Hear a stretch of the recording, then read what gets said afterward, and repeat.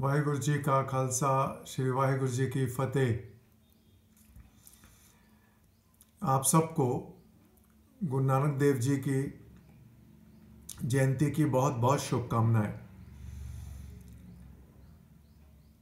गुरु नानक देव जी के बारे में आज मैं हिंदी में कुछ बताना चाहूँगा। कलयुग का वो समय जब इस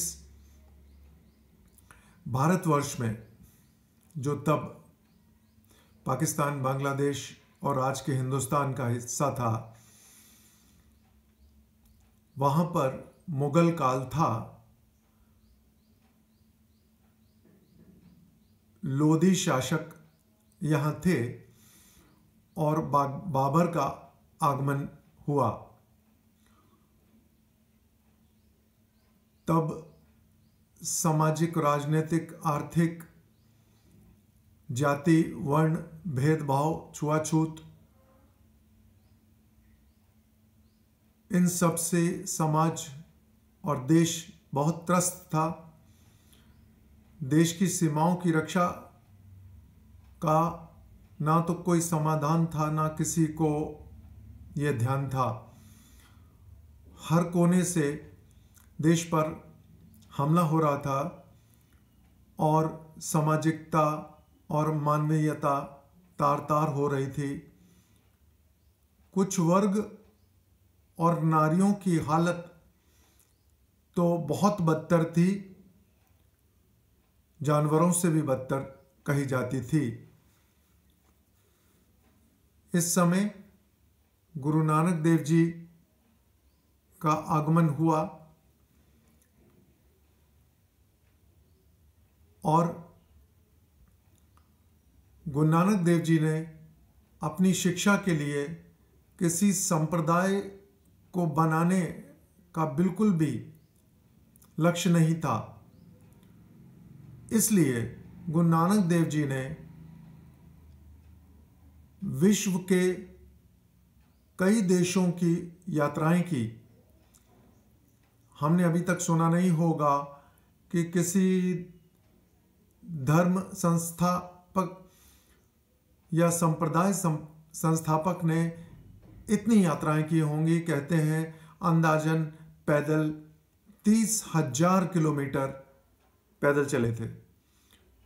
गूगल में ऐसा कहा जाता है कि वो एक दूसरे शख्स थे जिन्होंने इतना पैदल चला। उन्होंने श्रीलंका से रशिया, कहते हैं यूरोप के भी बहुत देश, अरब के देश, Bhutan, China, Bangladesh, Pakistan, Afghanistan, Israel, Iran, Iraq, Makkah, Madinah, सब जगह यात्राएं की।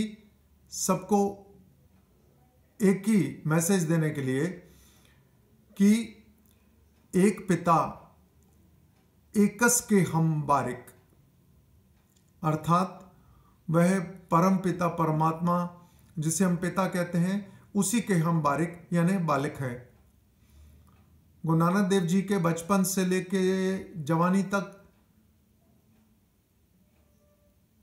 आज के ननकाना साहिब और पहले तलवंडी जो पाकिस्तान में है, वहाँ पर पिता जब हार गए कि गुरु नानक देव जी को किसी काम पर लगाया जाए, इनकी शादी की जाए, और उन्होंने देखा कि उनका तो पूरा का पूरा ध्यान सिर्फ और सिर्फ अध्यात्म में है, तो उन्होंने उनकी बड़ी बहन, जिनका नाम नानकी था,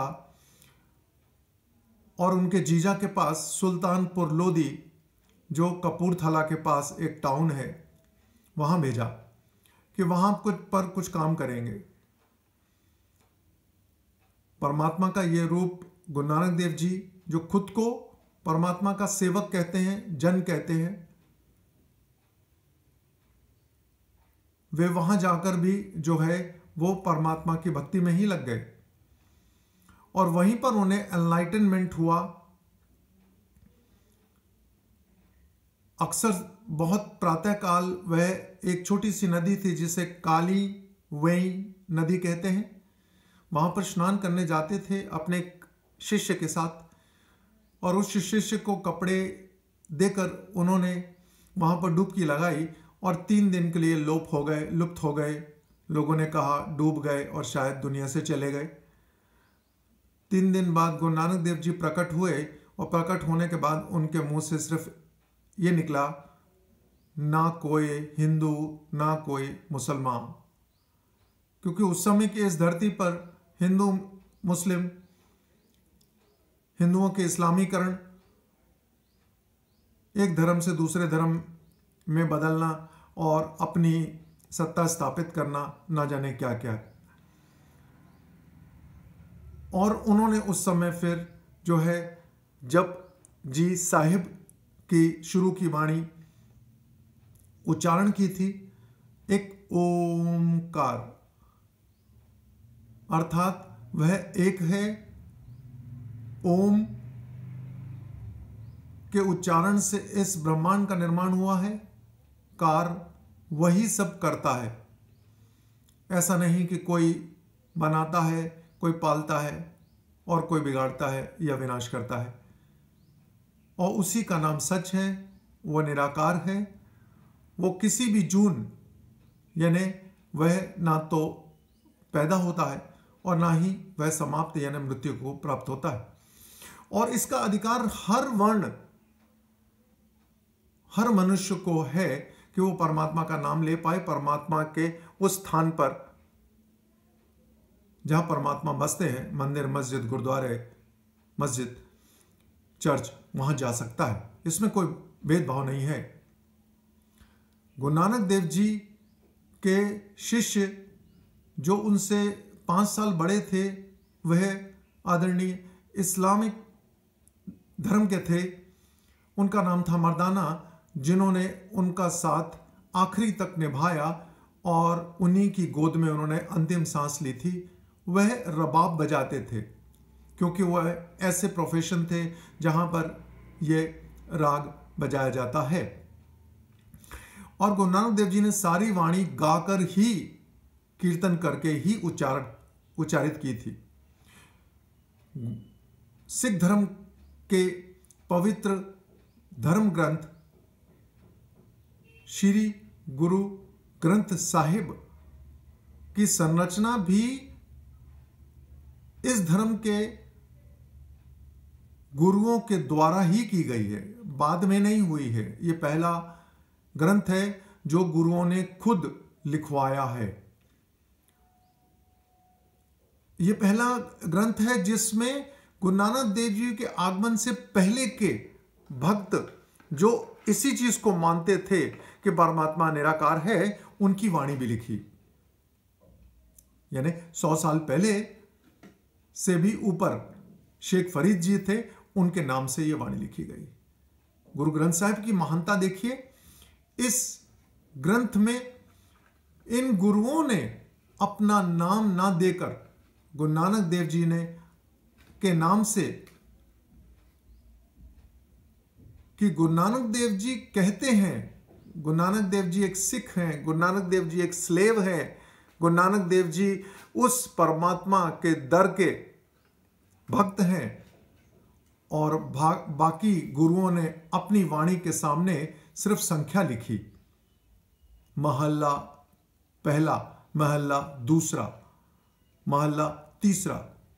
कुल 6 गुरुओं की वाणी है। जैसा कि हम जानते हैं 10 गुरु हुए सिख धर्म में और 11वें गुरु हम श्री गुरु ग्रंथ साहिब को मानते हैं, जो जीवित गुरु माने जाते हैं, गुरु की देह माने जाते हैं। यानी कहीं भी यहां अहंकार का आपको स्थान नहीं दिखेगा कि गुरुओं ने अपने नाम से वाणी लिखी। लेकिन जितने भक्त हैं वे भक्त हिंदू, मुसलमान, सो कॉल्ड छोटी जाति, बड़ी जाति के नाम से लिखे हैं। अगर कबीर का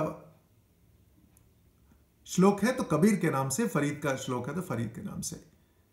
धन्य है ये धर्म जो एकता सिखाता है। सुल्तानपुर लोधी सिखों का प्रथम तीर्थ स्थल इसलिए माना जाता है कि गुरु नानक देव जी को वहीं पर जो है वो एनलाइटनमेंट हुआ था। गुरु नानक देव जी ने अपनी सारी 4 यात्राएं अंदाजन 25 साल करने के बाद अपनी उस अवस्था में, जब हम कहते हैं कि वृद्ध हो गए हैं, तब उन्होंने खुद अपने हाथ से खेती की थी और करतारपुर साहब पाकिस्तान में, वहां पर वे अंतिम ज्योति में लीन हुए थे। हमें यह धर्म सिर्फ यही सिखाता है, ना कोई जात ना कोई पात।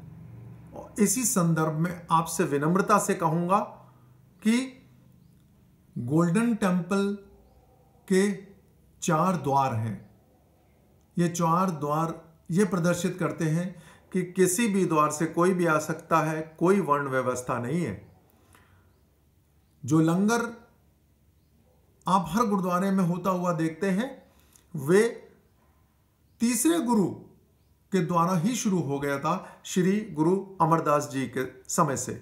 तब भी पंगत का मतलब होता है लाइन में, पंक्ति में बैठकर बिना किसी भेदभाव के आप लंगर का सेवन कर सकते हैं 24-24 घंटे। आज समय है, विनम्रता है, आशा है कि इस धर्म की दयालुता, मानवता को देखते हुए दूसरे धर्म भी इसी प्रकार करना शुरू करें। मनुष्यता है तो धर्म है, धर्म है तो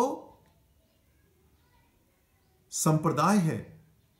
आज किसी अहम में पढ़कर अगर हम ये कहेंगे कि हमारी सत्ता सबसे महान है, तो अब साइंस के इस जमाने में कहते हैं ना कि विश्व आज एक जो है यूनिवर्सल ग्लोबल विलेज है, अर्थात आप पलक झपकते ही दूसरे देश में जा सकते हैं। आज द्वेष से हम अपनी आने वाली पीढ़ी को सुख नहीं दे सकेंगे।